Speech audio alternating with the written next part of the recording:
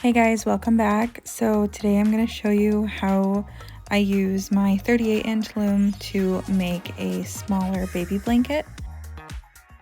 I am actually only going to use 17 pegs. That's actually how much our 26-inch loom has. So casting on in this video is going to be a little bit different than the last how-to video. I actually find this way a lot easier. So you're going to start off the same way, just with a regular slip knot. Then you're going to place this on the first peg with the working yarn away from you. So you're going to pick up the loop that you just put on and gently bring the working yarn through it without taking it off the peg completely. You're going to take that loop and put it on the next. Then you're just going to keep repeating that. So go under that loop and place it on the next peg. And you're going to do this all the way until you get to the desired width of your blanket.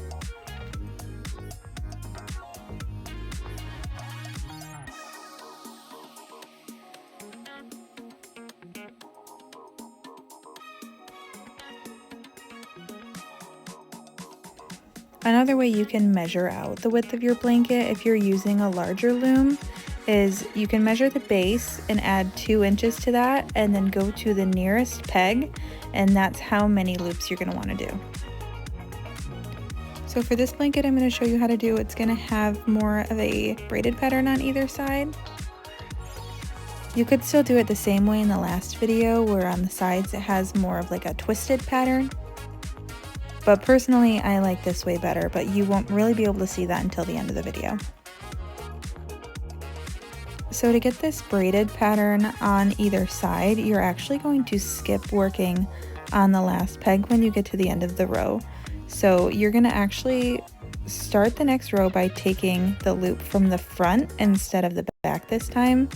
And you'll know that because there's only one on the front and there's 2 twisted loops in the back. And so you're just going to kind of repeat the same thing that you did in the very beginning. You're going to pull the loop through and put it on the peg.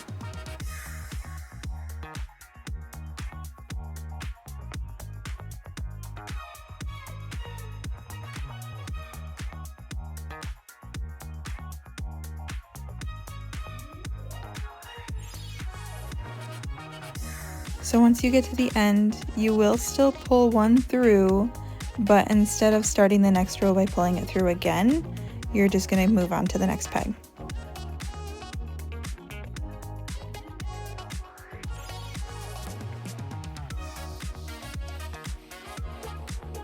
You'll notice in the beginning it kind of sticks close to the peg, so you just have to make sure to stretch it out, kind of like I'm doing right here.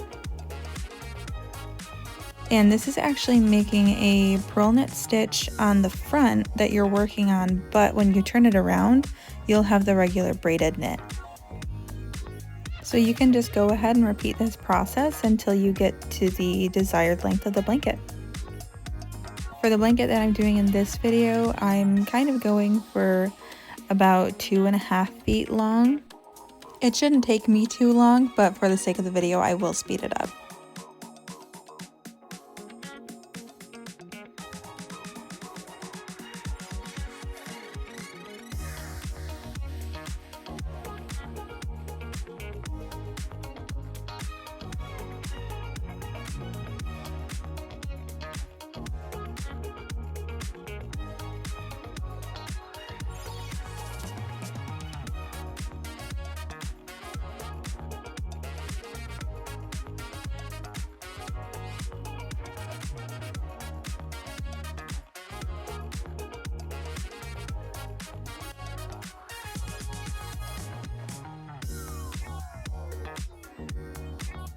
So now I have about 2.5 feet in length for the blanket, so I'm just going to make sure I have enough yarn to do casting off.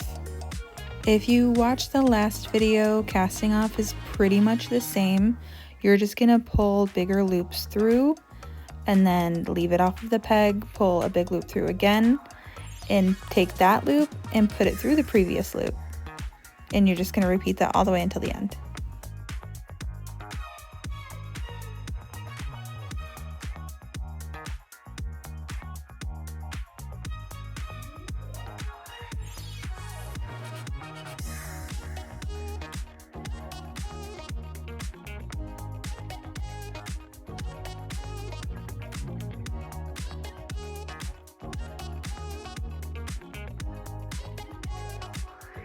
So once you get to the last loop, I personally just like to cut it to be a few inches long, and then you just take the working yarn and pull it through the last loop and tighten it.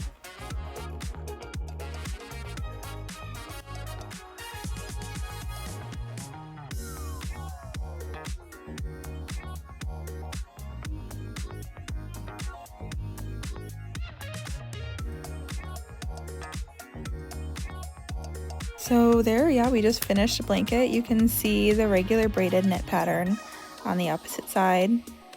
It turned out practically perfect. I mean, it's really square. I know a lot of people will still block their blankets with like stacks of heavy books, but to be honest, I really don't think it's necessary when using the loom. So the last thing that we want to do is we want to either tie off or fuse the starting working yarn and the ending working yarn. I like to just braid it through, burn it, and stick it on the nearest loop. You could also tie it, but I personally think that fusing it or melting it to the blanket, it gives it a better chance of lasting, especially going through a washer and dryer where it could break or get untied or anything like that.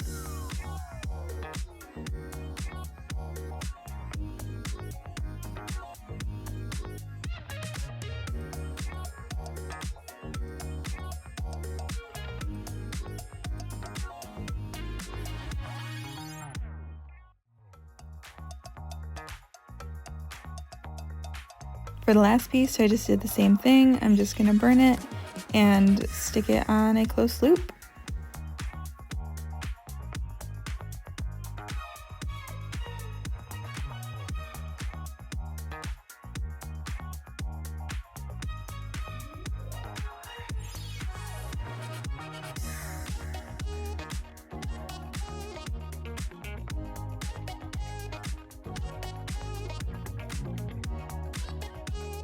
Using the loom made it super easy to measure out everything. This blanket ended up being about 2 feet by 2.5 feet long.